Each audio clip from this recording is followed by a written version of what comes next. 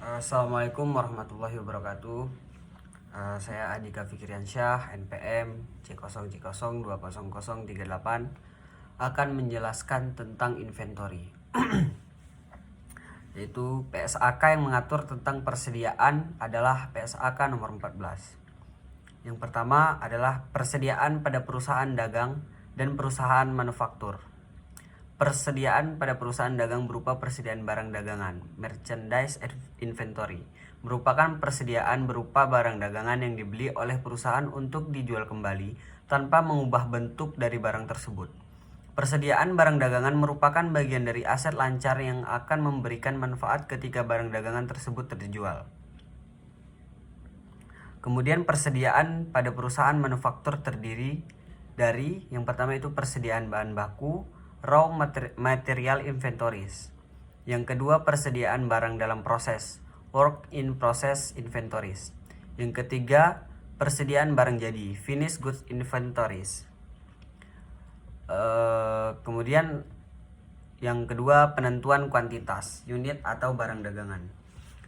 Penentuan kuantitas barang dagangan adalah menentukan jumlah unit yang masih tersisa pada setiap akhir periode.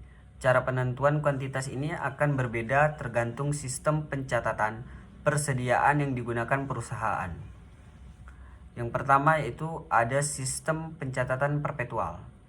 Pada sistem perpetual yang menggunakan kartu persediaan sebagai buku pembantu persediaan yang digunakan untuk mencatat setiap mutasi yang berhubungan dengan barang dagangan, maka jumlah kuantitas persediaan barang dagangan akan dapat diketahui setiap saat dengan melihat catatan pada kartu persediaan. Namun harus diingat, terkadang jumlah persediaan yang sebenarnya yang ada di gudang bisa menjadi berbeda dengan jumlah menurut catatan yang disebabkan karena persediaan tersebut rusak.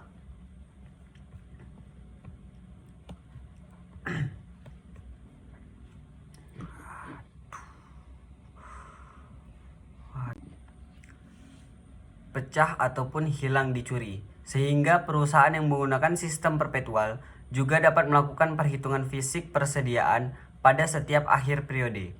Jika terdapat perbedaan antara unit barang dagangan yang tersisa menurut catatan kartu persediaan dengan unit barang dagangan menurut hasil perhitungan fisik, maka yang menjadi acuan untuk menentukan nilai persediaan akhir adalah menurut hasil perhitungan fisik. Dan perusahaan akan membuat jurnal penyesuaian untuk menyesuaikan nilai persediaan akhir ini supaya sesuai dengan nilai perhitungan fisik. Kemudian yang kedua yaitu sistem pencatatan periodik. Pada sistem pencatatan periodik, jumlah kuantitas barang dagangan pada akhir periodik baru dapat diketahui setelah perusahaan melakukan perhitungan fisik persediaan pada setiap akhir periode. Perhitungan fisik ini meliputi menghitung jumlah barang dan kondisi untuk setiap jenis barang.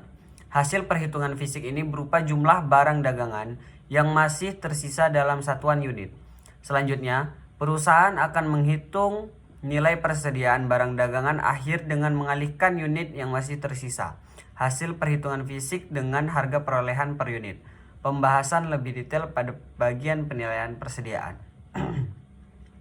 Kemudian yang ketiga, pada permasalahan dalam penentuan kuantitas persediaan. Yang pertama, pengakuan kepemilikan atas barang dalam pengiriman, goods in transit. Permasalahan yang muncul terkait dengan pelaporan nilai persediaan pada akhir periode disebabkan adanya barang dagangan yang sudah dibeli namun masih dalam pengiriman, sehingga barang dagangan tersebut belum sampai di gudang perusahaan ketika perusahaan melakukan perhitungan persediaan. Hal ini menimbulkan permasalahan yaitu apakah barang dagangan dalam pengiriman ini akan dihitung sebagai persediaan milik perusahaan atau tidak. Pengakuan kepemilikan atas barang dagangan dalam pengiriman tergantung pada syarat kesepakatan yang tertera pada faktur. Ada dua syarat kesepakatan yang mempengaruhi kapan peralihan kepemilikan barang dari penjual kepada pembeli. Yang pertama yaitu ada FOB shipping point. Dan yang kedua FOB destination point.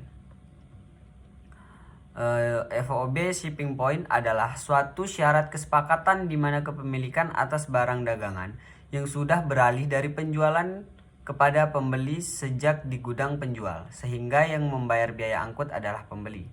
Kemudian FOB destination point adalah suatu syarat kesepakatan di mana kepemilikan atas barang dagangan baru beralih dari penjual kepada pembeli setelah barang tersebut sampai di gudang pembeli, sehingga yang membayar biaya angkut adalah penjual.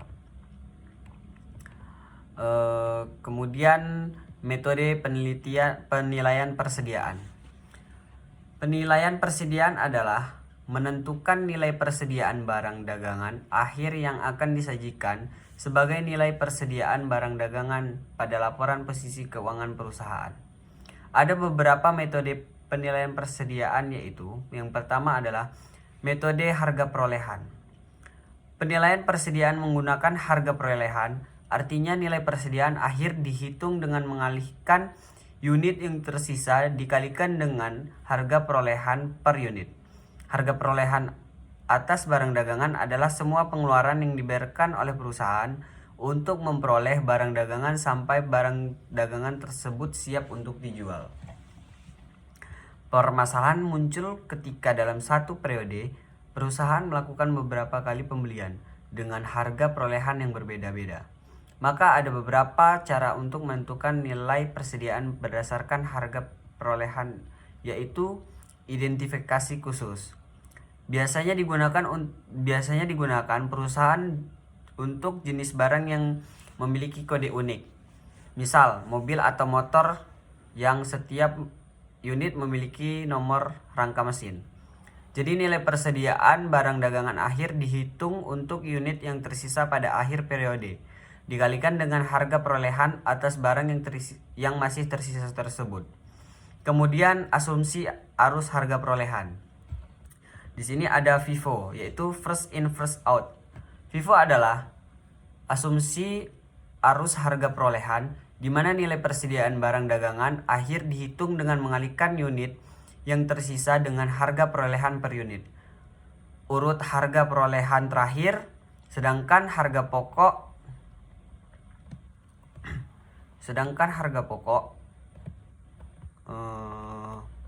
penjualan pada sistem periodik akan dihitung dengan mengurangkan harga perolehan atas barang yang terjual, cost of goods available for sale, dengan nilai persediaan barang dagangan akhir. Jika menggunakan sistem perpetual, maka harga pokok penjualan dihitung dengan mengalihkan unit yang terjual dengan harga perolehan per unit untuk harga perolehan awal. Yang kedua ada LIFO, yaitu last in first out. LIFO adalah asumsi arus harga perolehan di mana nilai persediaan barang dagangan akan dihitung dengan mengalihkan unit yang tersisa dengan harga perolehan per unit untuk harga perolehan awal, sedangkan harga pokok pada penjualan pada sistem periodik akan dihitung dengan mengurangkan harga perolehan atas barang yang terjual, cost of goods available for sale, dengan nilai persediaan barang dagangan akhir. Jika menggunakan sistem perpetual, maka harga pokok penjualan dihitung dengan mengalihkan unit yang terjual dengan harga perolehan per unit, urut harga perolehan terakhir.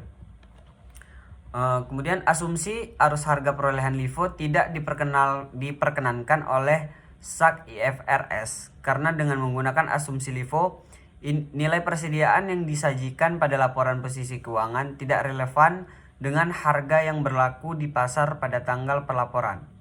Hal ini disebabkan karena asumsi LIFO, nilai persediaan barang dagangan akhir dihitung dengan mengalihkan unit yang tersisa dengan harga perolehan per unit, urut harga perolehan awal. Kemudian yang ketiga itu ada average method. Average adalah asumsi arus harga perolehan di mana nilai persediaan barang dagangan akhir dihitung dengan mengalihkan unit yang tersisa dengan harga perolehan rata-rata per unit. Sedangkan harga pokok penjualan pada sistem periodik akan dihitung dengan mengurangkan harga perolehan atas barang yang terjual, cost of goods available for sale, dengan nilai persediaan barang dagangan akhir. Jika menggunakan sistem perpetual, maka harga pokok penjualan dihitung dengan mengalihkan unit yang terjual dengan harga perolehan rata-rata per unit. Untuk menentukan harga perolehan rata-rata per unit, maka dapat dihitung sebagai berikut, yaitu rata-rata sederhana, harga perolehan dikurang rata per unit, sama dengan harga perolehan dalam satu periode dibagi dengan perusahaan harga perolehan. Yang kedua itu rata-rata tertimbang, weighted average. Harga perolehan dikurang dengan rata-rata per unit sama dengan cost of good available for sale per total unit available for sale. Baiklah, mungkin itu saja yang dapat saya jelaskan tentang inventory. Lebih dan kurangnya saya mohon maaf. Assalamualaikum warahmatullahi wabarakatuh.